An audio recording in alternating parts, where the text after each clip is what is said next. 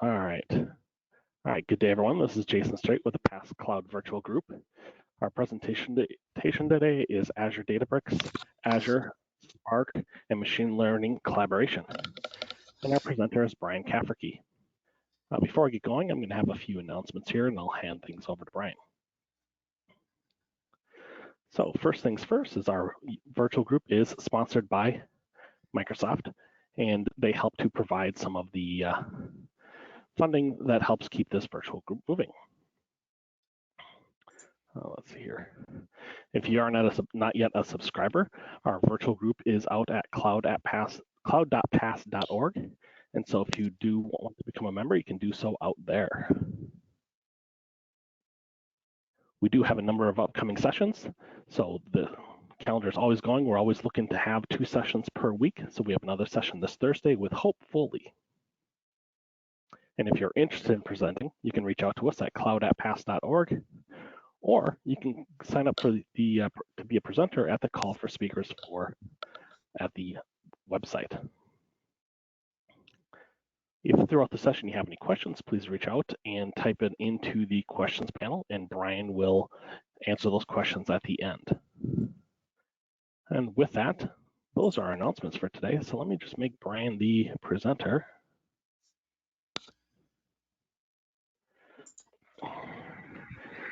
All right, there you go, Bryan. Okay, can you hear me okay? Yep, sounds great.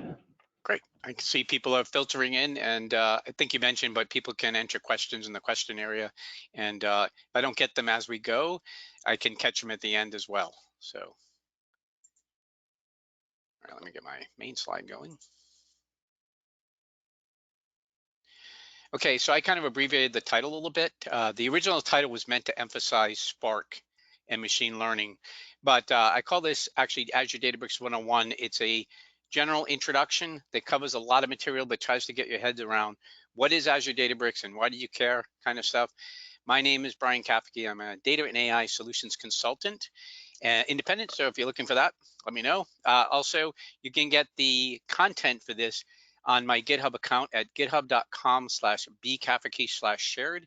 Look under a folder called Azure Databricks.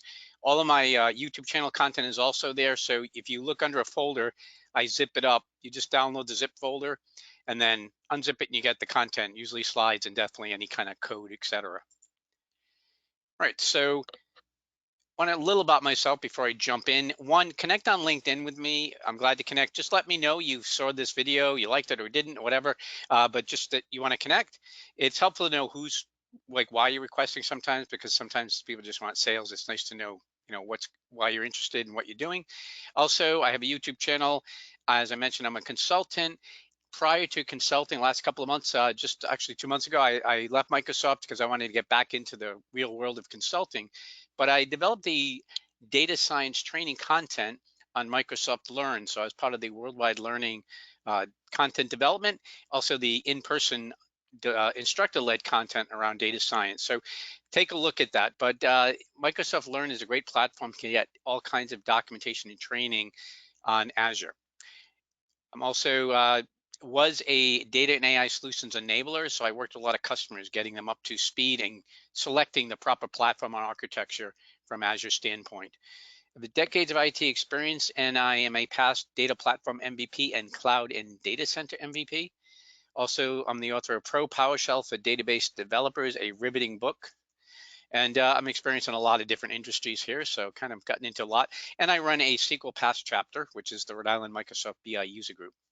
As I mentioned, I do have a YouTube channel. I've kind of gone ballistic on Azure Databricks.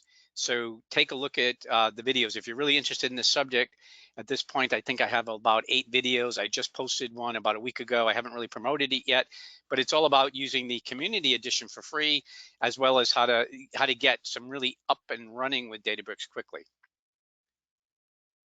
So a quick question I like to start with is, who said, give me a place to stand and a lever long enough and I will move the world? I like to always throw a little trivia out. And that was an ancient Greek named Archimedes. And Archimedes was a mathematician, physicist, but it really fits, I think, this subject matter, because what we're trying to do now with this massive amounts of data is move the data and make use of it. We're trying to tap into vast amounts of data to get answers to current problems we have. And I do like to start out also with a big trend I've been noticing, which is the three big technology trends we see today. Obviously, cloud is taking over as the platform. Just a couple of years ago, people would ask, I don't know if we're going to go to the cloud. And I don't see anybody saying that anymore. Now everyone's pretty much just saying when and how do we get there. So that's a big thing. Big data and AI are the really combination, two big things that are dominant when you get to the cloud and really benefit from the cloud, because the scale you need is not practical for on-premise. So here you see Azure Databricks is centered right in all of these technologies, which is a good reason to want to know about them and make your skills relevant. On the right-hand side, I'm showing a bunch of different use cases in which Databricks can be applied, from just exploring data, seeing trends, finding data science and machine learning solutions. I'm particularly excited about the opportunities in healthcare with genomics. We have the opportunity to solve cancer problems and diseases, all kinds of medication research, et cetera. There's just a lot going on there that's really exciting. Now, I find a lot of times when I was talking to customers from Microsoft, people feel a little overwhelmed. There's so much stuff going on, and it can be a little overwhelming. So I always like to tell people, try to remember when you first got into programming, when you first got interested in what you do, and hopefully you kind of came to this on your own. I got into it almost by accident from a friend, and I just got excited about computers and programming. And I try to approach everything with that inner child, that kid that's excited with all these new tools, all this new stuff, and be like the kid on your birthday where you get all these presents. You never give a present back. It's a new toy. It's a new thing to play with. Databricks is going to be great, as you'll see, because it takes all these things you've been hearing about and it makes them easy to use. So you can get right in and start being productive, and you don't have a lot of scary things to deal with. So let's talk a little about where we're heading in this discussion. I'm going to talk about scale up and scale out and Barry the weightlifter. I'm going to talk about Apache Hadoop and my kitchen drawer. I'm going to talk about Azure on fire with Spark. And then Azure Databricks, the complete Spark solution on Azure. Now, this is going to be a very demo focus, so fear not, it won't be all death by slides here, but I did want to kind of cover the main points. It's important to get a level set, like when we talk about scale up versus scale out. So just to make sure nobody's kind of left out of the loop on this, scale up is something that had been around really since the beginning of computers. I can remember it used to be with a SQL server. You'd get a point where the database was getting billions of rows or millions of rows, and it was getting slower. The memory couldn't handle things, and the typical solution was just add more memory, get a more powerful computer, go to SSD, go to all these different techniques, and you could always, just by adding more hardware, you could get through the problem. It was never that big a deal because you weren't getting into the kind of volume we have today. But there's a point at which that doesn't work. And Barry, the weightlifter here, trying to do everything on his own, he can't do everything at some point. And at some point, it's going to make more sense to bring in a group of people. So on the right, you can see a group of people is to solve the problem. So this would be scale out. The idea is you bring in a set of computers, any number of computers, and they share the workload. So how would that work? Well, suppose you have a phone book and you want to find anyone who's living on Main Street. Well, you could take that, and instead of having one person try to do that, you could take the phone book, split it up by the first letter of the last name, give a section of that's partitioned, right? We partitioned it by the first letter of last name, and then we hand a different set of the data to a different person and say, start your search. And then when they find the answer, they hand it back to you. And you asking for this would be like the cluster manager. The individual people are like the nodes and the executors actually doing the work. And then finally, there's the person who wanted to know that answer, who the cluster manager hands the answer to. So that's really what scale out is about. The idea is you break the data into smaller sections, and that has to obviously be managed very carefully because you don't want to have duplicate sets of the data. It has to be partitioned just right. And then you can have a number of people, or computers in this case, working on the problem. So now that I've covered that, let me give you another piece of background, which I want to talk about Apache Hadoop and my kitchen drawer. Now, I have a drawer in the house. I've always had one of these. Even growing up, we had these, and I've found a phenomenon that many people have these in their house. It's some drawer where when you don't know where things go, you throw it in there. So it's old flashlights, old locks, maybe old cell phones, calculators, keys, and it's just kind of a junk drawer, right? And a lot of people have that. And sometimes when I look at the Apache Hadoop ecosystem or project, it reminds me of this. If I show you this, for instance, this is a subset of what's in the Apache Hadoop project, and there's a lot of different things. Now in the center, you can see the origin of Hadoop, which is MapReduce, and then Yarn Resource Manager, the resource negotiator, that managed the overall process in Hadoop. And then you have HDFS, which is the file system under it. But then that became too limited, so machine learning was added with Mahout, and then SQL support with Hive, and then ETL, and that was the core. But then someone came along and came up with something like Kafka, and Kafka is like a queuing service. It didn't belong to this project originally, but when they were done, they said, you know, we're going to open source it. We'll lob it over the fence into the junk drawer there, or the project, the Apache project. And Storm is like that, and Solar, and you can think of all these things. Well, Spark was developed actually by the founders of Azure Databricks, or Databricks, I should say. The founders actually wrote Spark. And what Spark was really, I think, targeting, and this is somewhat my own view of this, but Spark addresses a lot of the limitations, I think, in what Hadoop did. Hadoop MapReduce was the original sort of scale out architecture in open source. Spark does the same thing, but it has a lot of features that you don't get in Hadoop MapReduce. Now, I want to point out that Databricks is on top of Spark. So when you talk about Databricks, you are talking about Spark. And we'll talk about what's the difference between them in a minute. But again, the founders of Databricks saw some things that they wanted to make a commercial product, and that became Databricks. And then the other stuff we see here, real-time analytics, is Spark. Okay, so you got all these other projects, but that's one takeaway. So when we talk about the Hadoop ecosystem, you can see all these different possible things. And I'll make a slight side note because sometimes there's some confusion about HD Insight versus Databricks. HD Insight could implement any number or one of these particular things. So with HD Insight, you could say, I really want that MapReduce cluster. Or you might say, I want to use Kafka. Or you might say, I want to create an HBase or something in HD Insight. So HD Insight is an open source based, not cloud-based. It wasn't optimized for the cloud. It's basically the Hortonworks distribution, hence the HD of the Apache project, and it implements whichever part of that you requested. So when we talk about Databricks, we're talking only about Spark. So the only way you can compare HD Insight to Databricks would be to think of creating a Spark cluster with HD Insight or Databricks. And I'm going to talk about the difference a little bit more, but mostly just between open source versus why we even have Databricks. So this kind of a diagram gives you a kind of a high level picture of what's going on in Spark. You have a driver program, that's your entry point. You say, I have to make a request. I want to know what's the total number of people in the city of San Francisco or something. And that would be coming through the driver. The driver then would go to the cluster manager, and the cluster manager would orchestrate getting the answer to your question. And underneath the cover, it could be any data source you want going into this orchestration or this query. A key thing to take away is that while Hadoop MapReduce reads and writes data, it uses HDFS, and it typically, as it's running its queries, it's constantly writing data back to storage, and that slows it down a lot. Spark does not do that. Spark tries to run almost as much as it can in memory, and as a result, it's about 100 times faster in most cases than MapReduce, which is why it's really taking over as the open source big data tool of choice in the world. And just want to highlight that. So this is sort of the architecture.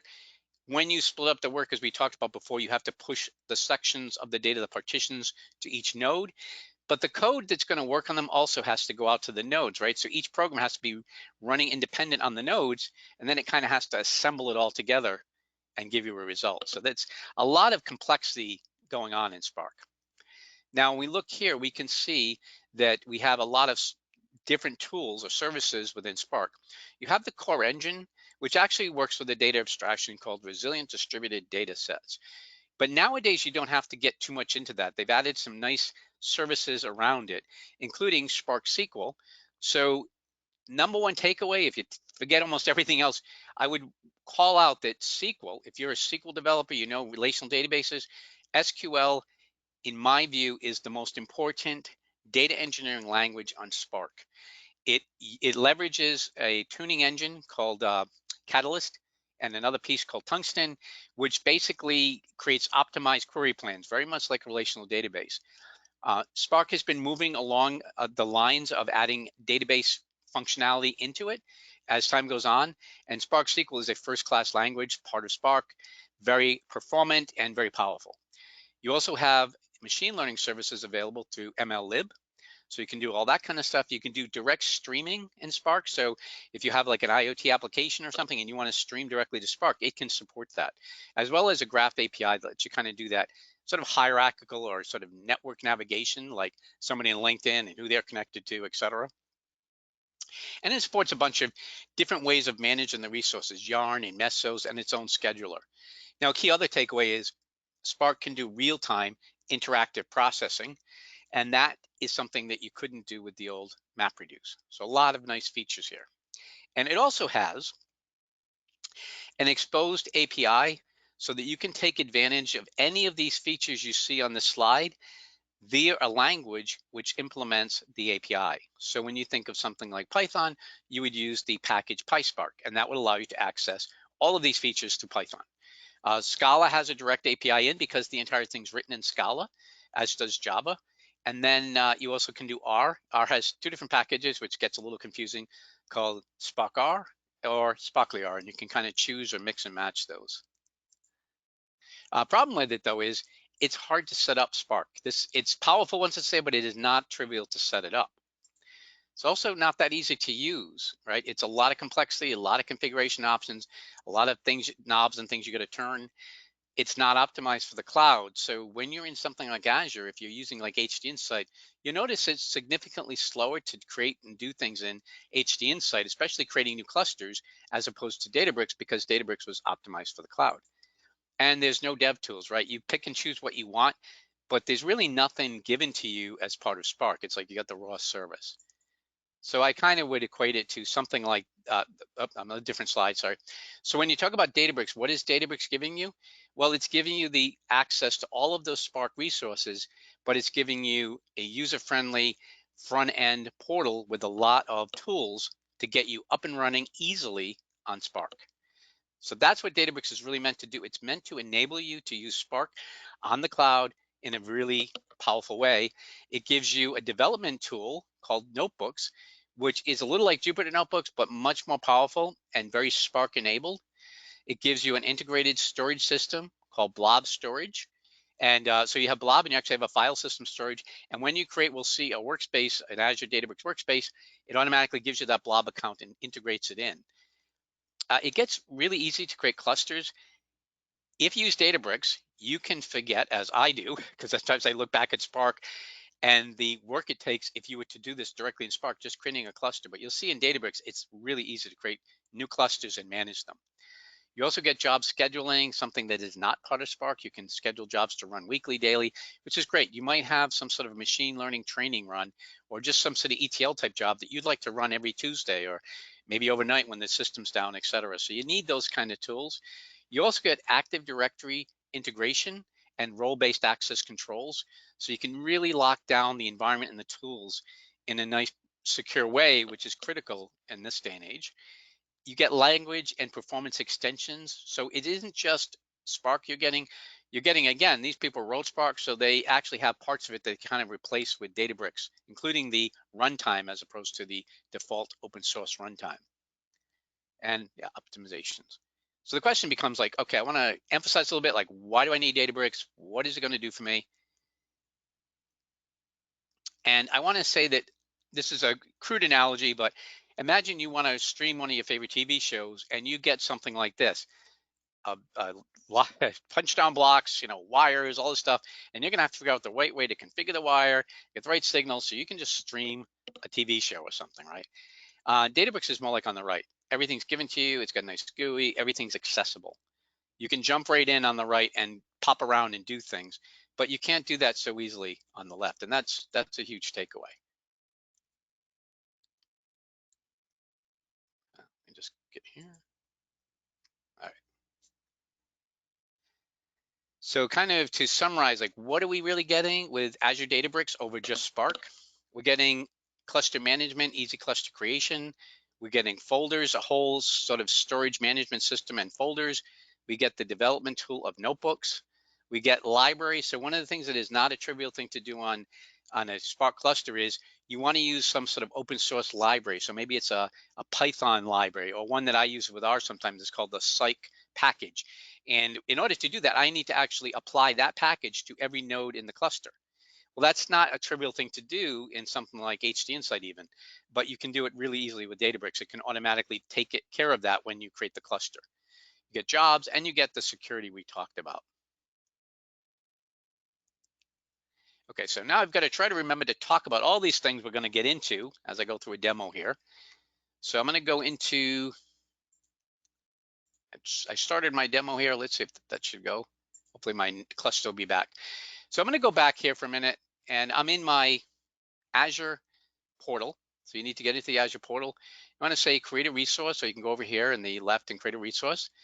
And this is a typical thing whenever you're using Azure. You need to define what you want to use in Azure, and what it will do is it creates certain resources and then links that to your account so that you get billed for it basically, and it can track what you're doing. So it all kind of comes back to creating some service or space that will then attach to your account. So here I'm interested in using Databricks, so I can start typing.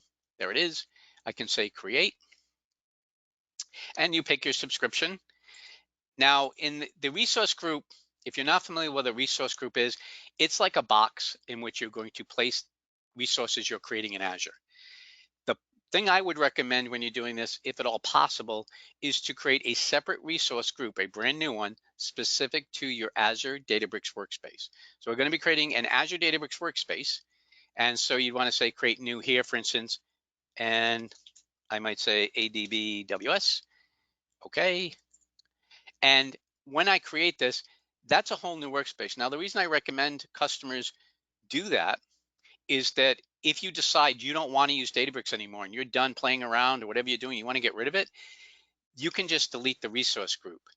When you create a workspace or many things, for instance, even a virtual machine or Azure SQL DB and things, there's a lot of different things created under the covers for you that Azure takes care of. But when you're done using them, you might decide you don't want them anymore. Well, you don't necessarily know what it created. There's actually in the Databricks workspaces, I think I counted like 14 or 15 different visible things, let alone the hidden things that'll be there. So if I try to just delete pieces of it, I'll probably miss something and still be paying for it. And it could be kind of like an orphaned resource. So if you create it in its own resource group, it makes it a lot easier to just get rid of it later. You can just delete the entire resource group and you won't be paying anything. All right, I should mention also creating this workspace in Azure itself will create the basic resources that you need, but it doesn't really cost much until you start creating clusters, which we're not doing here. Now I use the convention of RG resource group underscore ADBWS, so I would then call this ADBWS. And then you pick your location. Now, the only thing about location is wherever you are, try to pick the region in Azure closest to you. So I'm in the Boston area in Mass. I'm sure you can't tell from my accent, but so you'd pick that, something close to you. And pricing tier, I hate to think they charge more for it, but you're probably going to want the role-based access controls. That gives you more granular control over your security and things. So it's worth getting premium. And then you just say review and create, and you're good to go. And you can look at other things in here. There are some other options. For instance, recently added was the ability to create your machines in your own VNet, which is nice, and things like that. But I'm going to cancel out of this. I'm not going to actually create this. I already have one workspace for this, but I just wanted to show this. Once you have the workspace created, as I do here, I can go into it here. So I can go into ADBS. I can say launch the workspace. And you notice it doesn't even prompt me for security. It's using my Azure AD credentials. It knows who I am. It knows that I've got this workspace.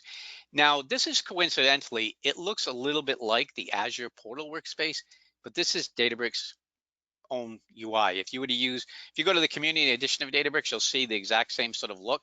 It just won't say Microsoft Azure.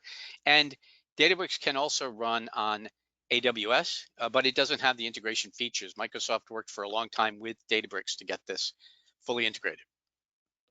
Okay, so the first thing we need to do is take a look at our clusters.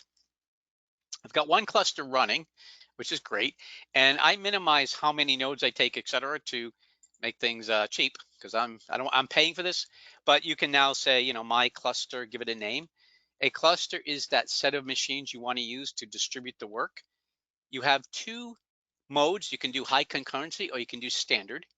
Okay, you're generally going to go with standard. High concurrency is if you have a cluster and you want to share it with a bunch of people and you want it to be preemptive sharing, in the sense that if I was hogging it, it will actually put my work aside for a minute and let somebody do some work and then go back. So it manages the cluster. That is a value added Databricks gives you that you don't get in standard Databricks. Pooling is a new thing where if you have, Microsoft actually has machines that could be standing by ready to be used. If you want to use that, then you can do that, and it will actually speed up the acquisition of your cluster. Basically makes it a little bit faster to create a cluster. I haven't really taken advantage of that too much. Not sure how much it gives you.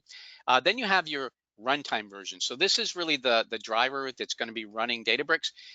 It is not open source Spark, as you notice, but it is under the covers using Spark. So you can see here, I always go with the default. Some of these other ones are beta, and other ones are more specific to machine learning workloads, et cetera. So I'm just going to take the default. This is one of my favorite features. This and this, these two things here, enable auto scaling means that now I can pick any number of worker nodes. Think of additional machines under the covers is the easiest way to think of worker nodes. How many machines or how many nodes will I need, people running, as I showed you earlier? Well, I can go by default 2 to 8. Now be careful, because your subscription, your account may not allow you, and I had this happen to me the other day, may not allow me to create as many as I want. So I do have to watch that. Make sure if you're going to do this at work, you know what it allows you. But here you can say 2 to, we'll say 4, and the enable auto scaling says it's not going to actually give me any more nodes than I need. So if I went in there with like 100K of a file, it's going to probably give me one node. It'll actually auto scale down and you get one node, you don't need any more. But if I then came up with a petabyte, it might say I can't even do this with 4. Say I give it 1,000. It says, okay, I'm going to give you the maximum number of workers. I need it because of what you're doing. So auto scaling allows you to automatically let Databricks figure out what it needs. Again, a feature you don't get in HD Insight, for instance. Another thing you can do here, I always set this down to about 30. You can terminate your cluster after some moments of inactivity. Really important to manage this, because why pay for a cluster that you don't need? In Databricks, the storage of data and everything is trivial in price compared to the compute. Pretty much true across the board in Azure. So you don't want to run this if you're not using it. 30 minutes, if I'm over here having lunch or something even, I'd rather terminate the cluster. It only takes a few minutes to start it up again, and I'm going to save myself money. So set that as low as you want. I would probably say even 15 minutes. I wouldn't go for 2 hours to default as a rule. And then you have the worker nodes, and you notice here you can customize this a lot, give it a lot more memory. If you're doing something, I don't have the access on this, but you can use GPUs. You can do a lot of stuff to really optimize your compute. And of course, you're going to pay correspondingly. But if you're doing something you really need that, you get that. And then you have these advanced options. You can configure your Spot cluster. You can add tags. You can do log. Tags allow us to give things like what cost center is this and track attributes. We can turn logging on and off, etc. So that's all really a cluster is. Then once you create it, it takes about 5 minutes for it to start the cluster. So that's a cluster. A cluster is absolutely critical. You cannot do any work without a cluster. It's the nature of the game. You can see here like what it's giving me here. I'm going to cancel out. I'm not going to actually create a cluster, but I did want to show you that piece. This is a huge value add. If this alone makes Databricks worth using, because it's not that trivial or easy. In HD Insight, you would have to delete a cluster if you didn't want to pay for it. But as you see here, it can be terminated. Now, when you go along here, you can also click on it and see the properties of a cluster. But if you go along here, one thing also, as you hover in certain places in Databricks, it's not obvious, but you'll get these menus and options that click up these links. So I can go to the Spark UI, for instance, here, and that'll show me and I can drill down into Spark. I haven't really done anything yet. I can start or stop the cluster, etc. So a lot of stuff I can do in there. So now that we got that, the next thing we're going to need probably is some data. Now I actually have created a lot of data on this playing around, but I'm going to show you the easiest way I think to create data. And I'm going to do that by going into data. So easy. Click on add data. Now you could bring in JSON files, any kind of files. I like to play with, especially if you're just exploring, CSV files. And good old AdventureWorks provides a nice baseline for some of this. So let's say I want to bring in something like, we'll say AW product. I just find this, and this is available in the GitHub account to play with these files. AW product, for instance, this is the product dimension of data and AdventureWorks. And it comes up here. Now notice it's going to use in the Databricks file storage system, it's going to actually upload the data to file store/tables. So that's like a subdirectory folder, and it's putting it in there so that I can then use it. Now once it's there, and notice it says it uploaded it there. Now I could use code to load it, but I'm going to get lazy and use the UI. And I always have to have a cluster. So it says, okay, I'm going to go to that cluster, preview the table. And it's kind of weird because it scrolls down. So you can scroll down this page. And I already created one here. It should give me an error, but I'll just do 1, 2, 3 to make it a little bit easier. So this table exists. Be aware that it always takes that file extension and makes it part of the table name, which I don't like. What I'm doing is creating a SQL table from a flat file. So I uploaded it and I could query it that way if I wanted to, but I'm going to turn this into a SQL table, which makes it really easy to leverage that information quickly. I can create any number of databases. I have a couple in here, like AW1, etc., MyDB. I'm going to use the default. And I'm going to say that the first row, notice it doesn't have column headings. It doesn't know this yet. First row is header. So it's going to use the first row for my column names. And if I say infer schema, that will actually create SQL data types that match the data itself because it's going to scan the data. Be a little bit careful if you have a lot of data because it will actually look through the data, but this is nice for when you're learning how to use it. Then all I have to do is say create table. And what's going to happen now is Databricks is going to go out and create my table based on this file I uploaded. And you can see it now has a description of it and there's some sample data. And now we can start using it. So I'm going to just swipe this so that, because I'm lazy and don't like to type. And if I go in here, I'm in the workspace over here. So notice I clicked on workspace. The workspace is where we keep our notebooks. It's the sort of file structure that we can use to organize our folders, etc. For instance, by default, there's a users folder and each account has its own folder within that. I'm going to go in here and just create something. Now I can create a notebook. I can create a library, which is importing like a open source library. I can create a new folder. And MLflow, which is really Microsoft's, it's an integration with Microsoft's machine learning. I can import things and export, we'll look at that too, but I'm gonna create a new notebook. Now, one thing when I create a notebook, I have to get a name. So I'll give this one virtual demo, we'll say, and I have to tell it the language. So the language only matters in that it will use this language as the default language if I don't tell the notebook otherwise. Notebooks can contain any of the languages supported by Spark, with the exception of Java, which it can use only through jar files. All right, and then the cluster's there. So I'm going to use SQL as my default. Go in here quickly. And what does that mean? It means I can do something like this from, and I'm going to limit this because I don't want to have too many rows. And now I can directly query. This is the data we just uploaded, and I can easily now start querying it and do all kinds of cool stuff. Now, before I get into demoing a little bit more about this stuff in the notebook, I think one thing that's really cool is we're sitting here on this data side, but I can also go over here and do a grid. Now, that's not a very useful grid, but I can go to plot options. And obviously, days to manufacture is not really good. Maybe weight. Maybe that isn't too good. Let's see. Price would be nice. Dealer price. Let's see if that came up correctly. And that's not doing too good. Let me do a count. So I'll just count, that way I get a number. And that's pretty cool. I do series groupings. And let me change this to a, we'll say a pie chart. I guess that's not too good. Not getting a very useful chart here. No, all right. But I can go in here and do a query. I'll show you some better ones later. Trying to do this on the fly. Apparently my dealer price isn't very useful. But I can do a lot of stuff in there.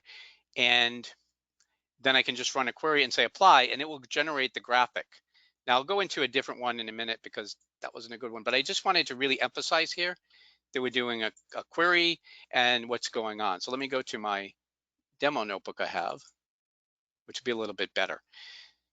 So one of the things I want to show you is, number one, you must have a cluster to do a notebook, to work with a notebook, okay? That's here. If you don't have one, it will question, it'll ask you to sign one, it'll prompt you. From the file menu, I can clone, meaning create a copy. I can rename. I can move this notebook to a different folder. I can delete it. I can export it. Now I can export it to a few different formats. DBC is the Databricks compressed, and that's probably the best way to export it.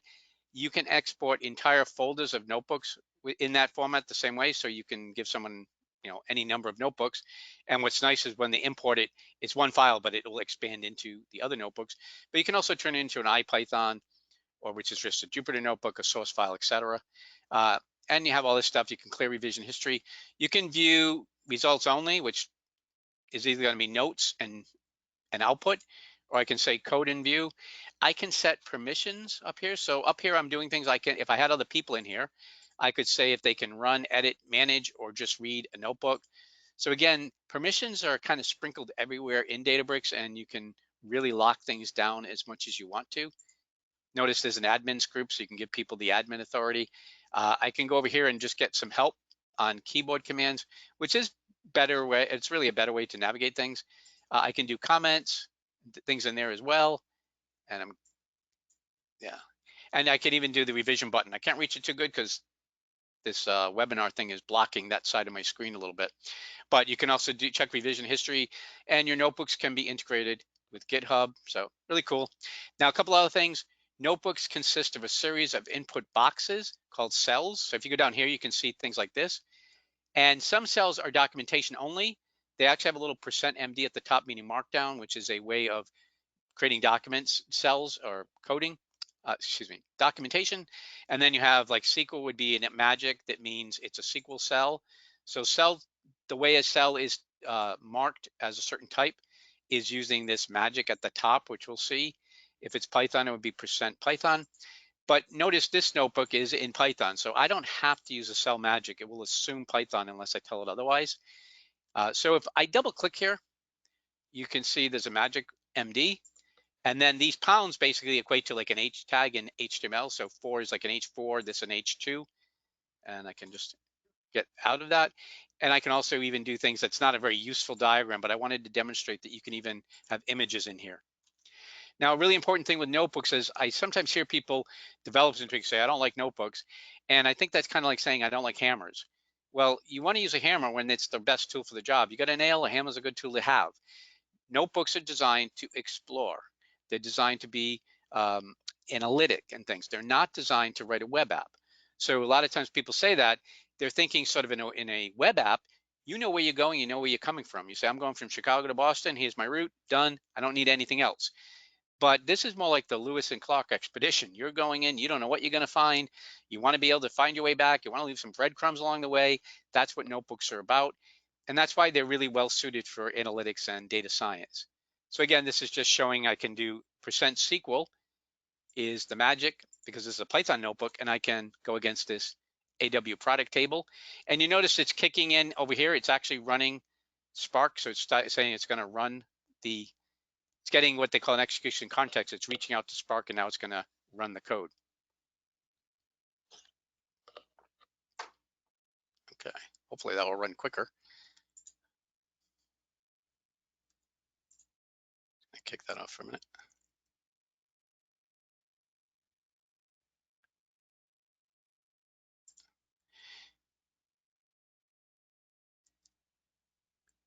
Okay, hopefully I'll start running soon so I can get through some of the other stuff. I can also use, SQL has some extensions, so I can say something, thank goodness it came back. So anyway, you can see that. And I have this whole widgets thing I can do. I can do all kinds of types of bars. I could do for instance, like pie chart. Different things I can play with in there, but we'll get into something a little more interesting. So I'm not going to say too much, but we have something called widgets, which I'll talk a little bit about later on. But I want to also have this table. Suppose I want to see a description, what's in the table. I can use the describe command, and that's kind of nice. It kind of reminds me of like when I'm in SQL Server and I want to be able to see a quick list of what's in a table. Now, I can also do something here. I'm going to I want to allow a visual interactive widget that allows me to customize my search, my filters. So I'm going to create a drop-down list of fiscal year. And notice how I can do this using only SQL and a query. So I'm going to have my selection be the distinct fiscal year values. If I run this, Takes a minute, and then it should create a widget at the top that I can use later on to filter things. Okay, so there's my filter. I'll create this one, which is trying to get a list of just like categories. I want to be able to get different product categories, etc. And I'm not going to get too caught up in a lot of these things, but one of the things I want to demonstrate with SQL that's really powerful is I can do all the things that I would want to do with typical SQL. Okay, so this is a really nice feature because I can, for instance, here I'm creating a view. I can run this, and it's creating a view called V product info. And now for the rest of the notebook, I can query and use that view just like a table. Now, if I wanted to, I could also make it a physical table by changing the word view to table. And here you can see that I can actually see it. So it's a really powerful thing. And here I'm going to really do something here. I'm going to take that view of dim customer, and I'm going to create a view, and I'm going to take this date column because I want to turn the birth date into an age so I can use it. And then here, and I know this is a lot more complex SQL than you need to see. Don't worry about understanding it all, but the important thing is I can even do things like case statements and do some pretty advanced SQL stuff. I'm creating another view, vSales info as. This one I'm taking, I want to create age bands so that I can use them. And I do something, for instance, like this now.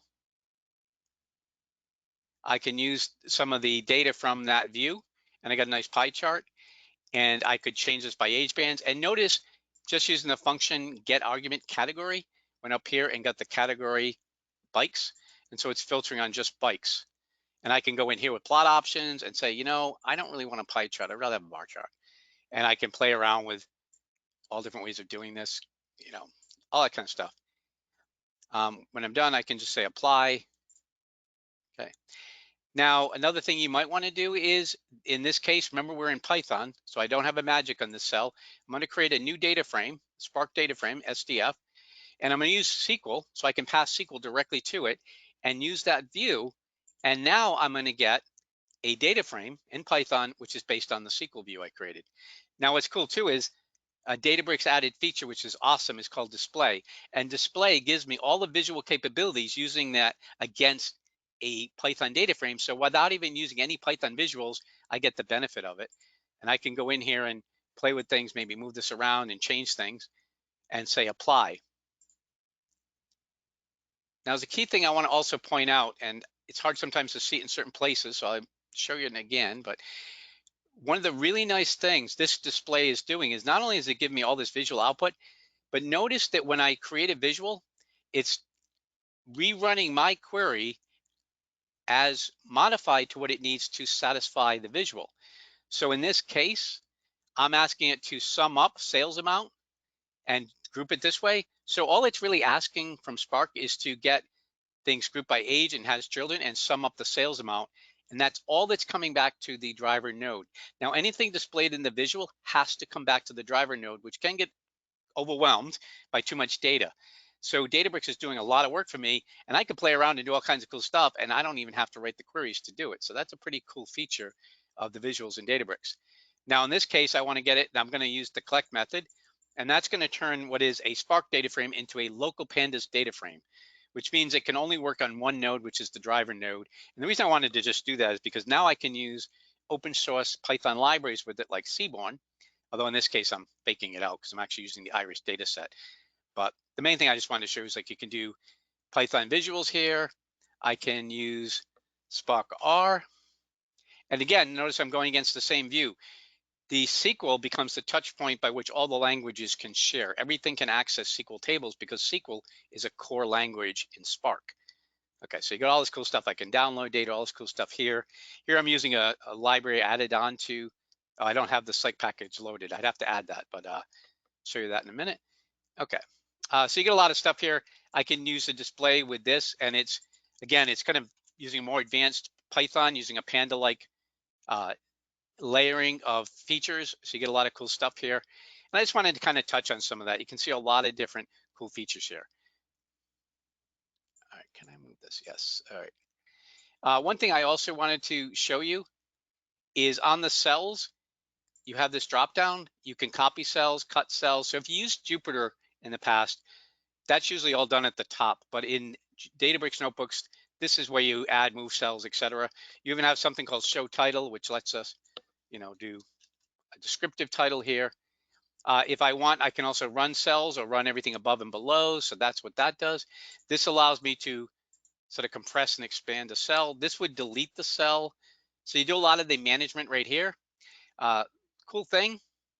And let's see, I can also do something. I didn't run all the visuals, but I can also go to view and let me show you something here as well. This is a dashboard, so I can create dashboards and pin visuals to my dashboard. If I want to go view the dashboard, I can just go in here, for instance, and say like this one.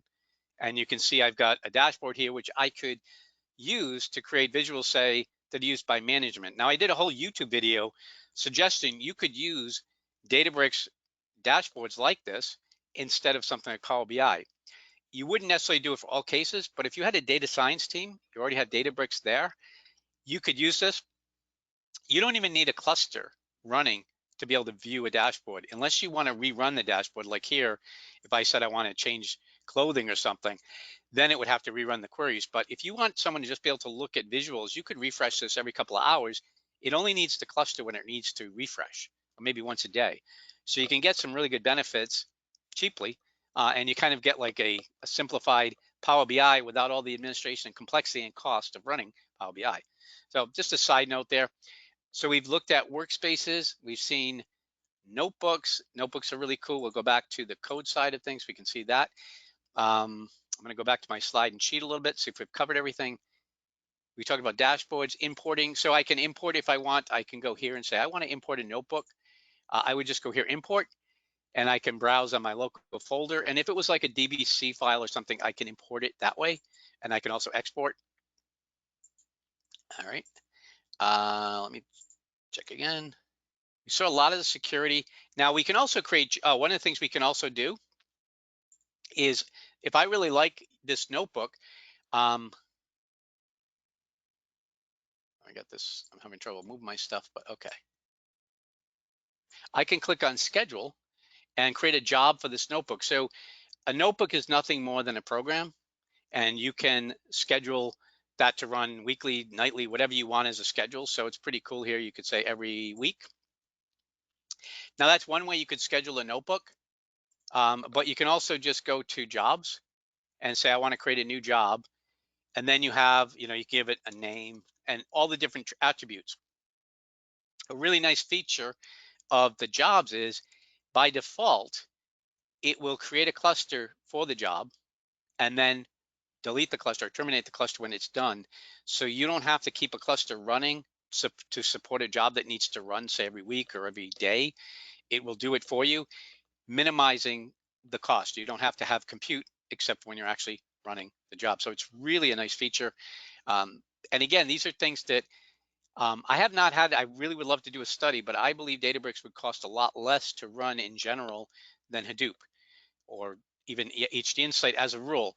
The takeaway when it wouldn't necessarily be the case is when you just need to run a utility and you want to run it 24 hours by 7, maybe then, another utility would work better. But when you're doing this kind of work, it makes sense. So once you have a job created, then it just runs on a regular basis. So that's about that. All right, what else we have? Talked about cell action, schedule, revision history. Libraries, okay, my last thing I need to show you. So if you have a special library you want to bring in, you like some Python library, but it's not available directly. Now, a lot of them are. Generally, it seems Anaconda is available on Databricks without anything else. Excuse me. I can go into Workspace and say, create a library. And you'll notice here, I can do it as a jar Python. So I can go in here and say it's an R library. I'm not popular with that. I could say psych is one of the packages I use. I could say create. And up here, it shows that it's not installed, but I can say install. And it will now install it to the cluster. So I can say install. And that's going to install that package to the cluster. Bear in mind, when you install a package to a cluster, it's not just going to one machine. It could be going to 100, 1,000 machines or whatever. It also, when you restart the cluster, will remember that you installed those packages to the cluster, which is a good and bad thing. It's great for simplicity and maintenance, but it also means, and I learned this the hard way when I was trying to do some training, it will do that. And you might have, if you have a lot of different things being installed, you have to wait for those installs to complete before you can use the cluster. So you might want to have different flavors of your clusters that use certain libraries, and then maybe one like real simple cluster when you just want to get in and work quickly. But you can create them easily enough. All right, so I've talked a lot about that. I do see a question here. I don't think, I only see one. Related data stored. It's a really good question. I'm glad you brought that up, because when you think Hadoop and people talk about data lakes, they really think about storing data. Spark is not by default designed around storing data. It's around sucking it in. I think of it like a big vacuum cleaner, sucking in all the data and stuffing it into memory. It's designed to work in memory almost as exclusively as it can. So it doesn't care. Your data could be in Azure SQL DB. It could be in HD Insight. It could be in Cosmos DB or Teradata, and it will bring it in and do the analysis and queries you want when it needs to, and that's it. So you don't really have to think in terms about storage. Now, having said that, I have another slide in here, but I'll mention this a little ahead. You may have heard something called Data Lake. Let's see, Delta Lake. Delta Lake is when what they've done is, again, the people from Databricks who wrote Spark, they decided they open sourced this, which was good because for a while it looked like it was going to be proprietary.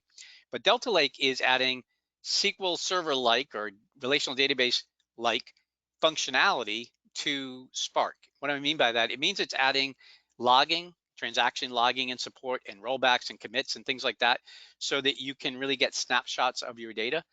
So what's happening is that you're getting some functionality, and if you want to, you can persist data.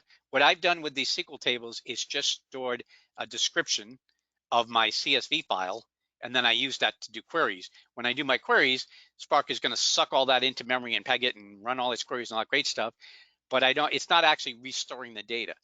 Now I could take it and say, I want to store that again in a format called Parquet, which is native. I believe that's native to Spark. And then that would be something that I could pull in, and it would already store it partitioned, so it would load it very quickly, and I could treat it much like you would a relational database tables, et cetera. So when we get into the data, et cetera, it could be anywhere.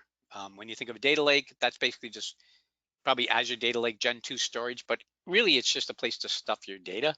Underneath the covers, it typically will partition it like HDFS or something. And there's a lot of performance things you can do to make it perform better, but that's it. But now that that library, for instance, was installed, I can use the psych package on that particular machine.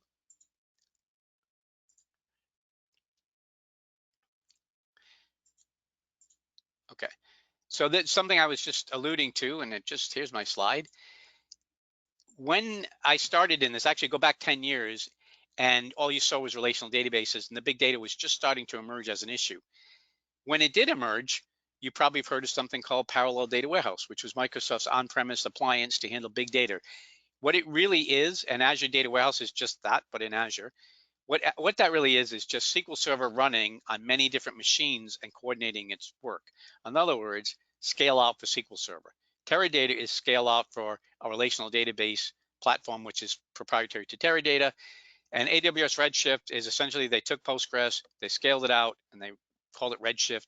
That's their version of their scale out version of a data warehouse. Now, the big takeaway on the left side of these things is the data must be loaded into this warehouse, into this parallel structure.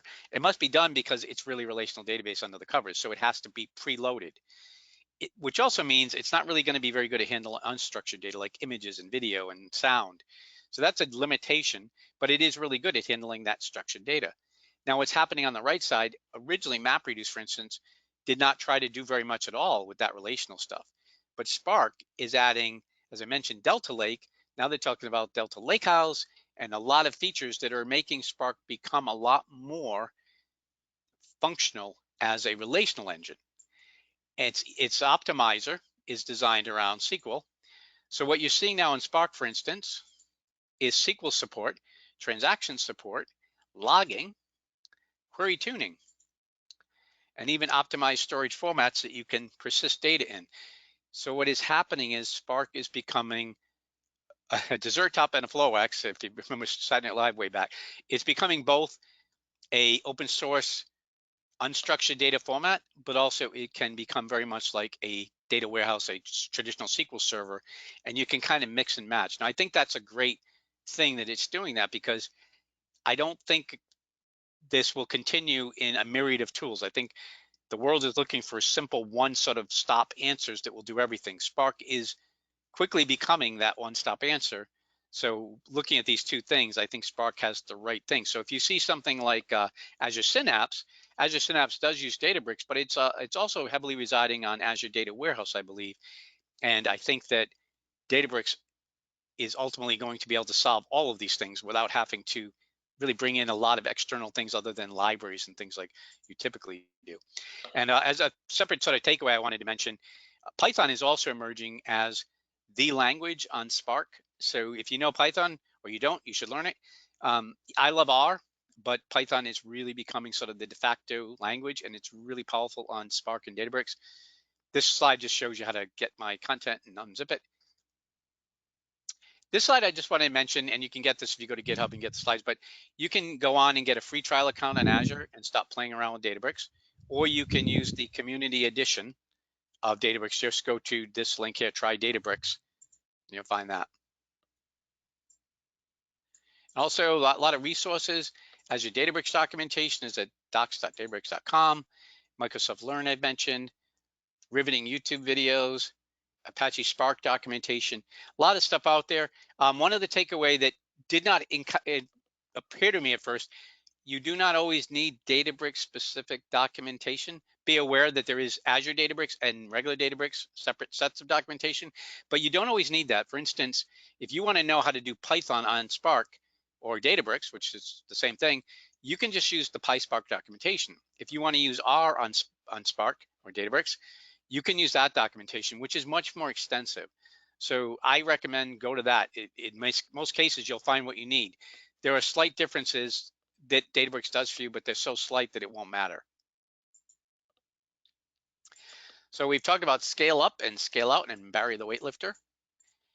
We've talked about Apache Hadoop and my kitchen drawer. We talked about Azure on Fire with Spark and Azure Databricks, the complete Spark solution. A lot of stuff. We've cut a lot of ground, and I kind of, if I could mind meld with everybody and make you remember everything I've talked about.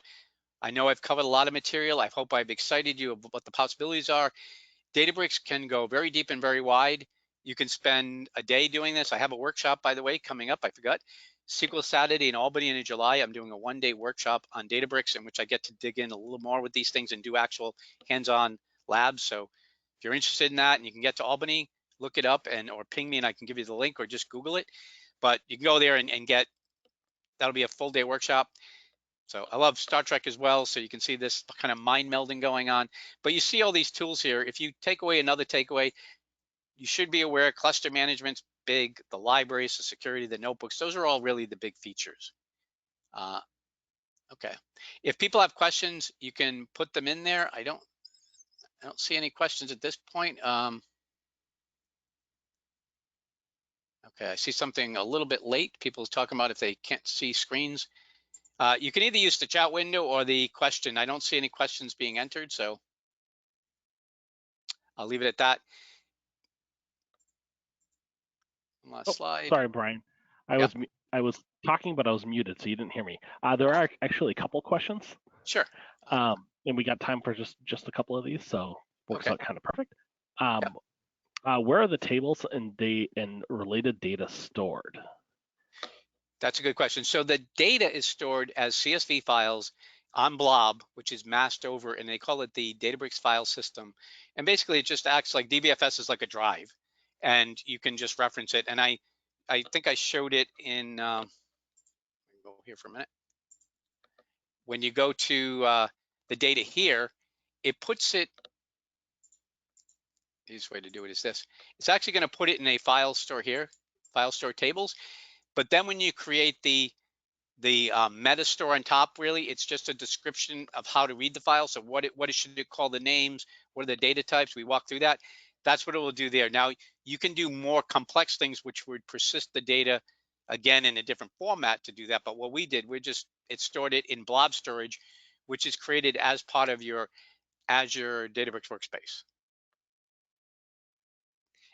And Great. I'll And put then, one I should have added to that. Now, in many cases, you'll have separate Azure Blob Storage, which you can certainly get data from and connect to. You can mount it as a drive. You can also have things in other places like Azure DB and stuff and read it that way. Okay, sorry, go ahead. oh yeah, no problem. And then another question is does this easily integrate with Git? It does. I have to find where the link is for that. But yeah, there's a setting you can go in and link it to GitHub, at least. It has a GitHub integration. I think GitHub would make more sense because it's not designed for on-premise, it's cloud-based. But yeah, you can do that. Okay. And how does authorization work? How can someone limit access to data stores only to the one intended person? That's a good question. When you mount storage, I learned something in Databricks just a few weeks ago. Really hard to do that. It's kind of wide open. In general, probably your best bet is create a separate, blob storage account and manage the security in Azure there, and then expose it to this. And you're probably not going to mount it per se if you're going to do that. You'd have to restrict it other ways. Within the tables, there's limited ability to really restrict things. I don't know if there's anything here. There's really not a lot you can do there. So you want to manage it from the sort of the source side in most cases. All right. Well, those are all the questions that we did have. And thanks again for presenting today, and thanks everyone for attending. This has been great. Great. All right. Thank you. So, everyone have a great day. All right. Goodbye. Take care. You too.